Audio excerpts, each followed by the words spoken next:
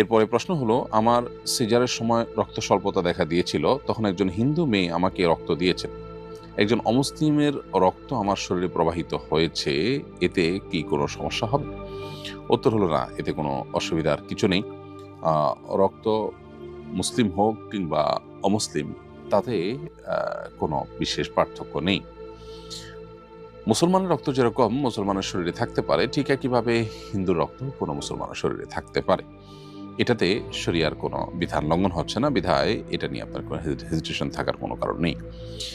এরপরে প্রশ্ন হলো, বছর ঘুরে যখন আমার ছেলের জন্মদিন আসে, প্রতি বছরই জন্মদিনে তার সুস্থতা ও সুন্দর ভবিষ্যৎ কামনা করে মসজিদে মাদ্রাসায় কিছু টাকা আমি দান করে থাকি।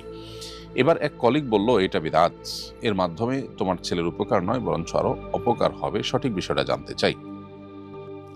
এই প্রশ্ন উত্তর হলো যে, জন্মদিবস উদযাপনের এই সংস্কৃতি মূলত পেগান এবং প্রকৃতি পূজারী থেকে এসেছে এবং এর সাথে তাদের ধর্মবিশ্বাসের একটা নিগূঢ় সম্পর্ক কিন্তু আছে।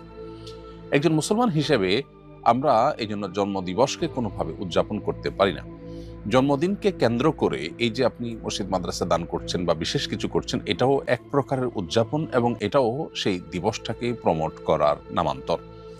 আপনি মৌলিকভাবে আপনার সন্তানের কল্যাণ কামনা করে আল্লাহর কাছে দান সাদাকা করতে পারেন। সেটার জন্য আপনাকে বিশেষভাবে আ আপনার জন্মদিবসকেই কেন বেছে নিতে হবে?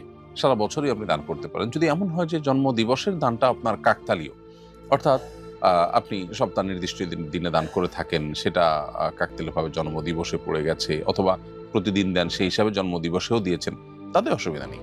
কিন্তু যদি জন্মদিবসকে কেন্দ্র করে দেন, তাহলে জন্মদিবসকে আপনি বিশেষভাবে উদযাপন করছেন এবং আ এই যে উদযাপন, সেটাও তো অমুসলিমদের সাথে সাদৃশ্য গ্রহণ। নবী সাল্লাল্লাহু আলাইহি ওয়াসাল্লাম পরিষ্কারভাবে আমাদেরকে বলেছেন, মান তাশাব্বাহা বিকওমিন ফাহুয়া মিনহুম, যে ব্যক্তি কোনো সম্প্রদায়ের মানুষের সাদৃশ্য গ্রহণ করবে বা কারোর মতো হওয়ার চেষ্টা করবে, সে কিন্তু তাদের অন্তর্ভুক্ত হয়ে যাবে। এজন্য এটা আপনার জন্য জায়েজ হবে না।